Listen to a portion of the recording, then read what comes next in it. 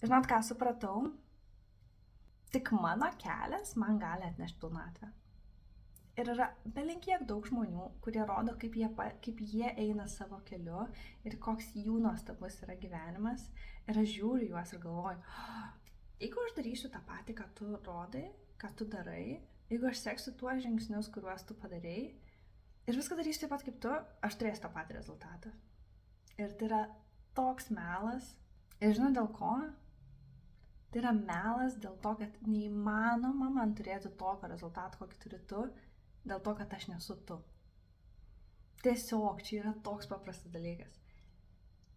Net jeigu aš darysiu viską lygiai taip pat kaip tu, aš vis tiek tai darysiu su šitu kūnu, su šita galva, su savo požiūriu ir vis tiek man gausis kitaip.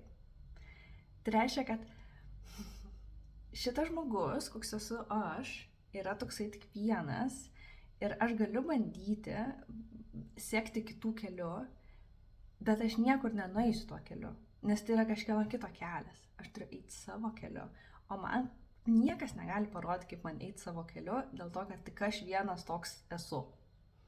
Tik aš galiu ir žinoti, koks tas mano kelias. Ir va tas ir yra niuansas, kad tik mano kelias man gali atnešti pilnatvę. Bet to pačiu nieks man negali parodyti to kelio, aš pats turiu jį rasti ir pats turiu jo eiti. Baisu. Nepatinka. Bet reikia, tai kaip kitaip.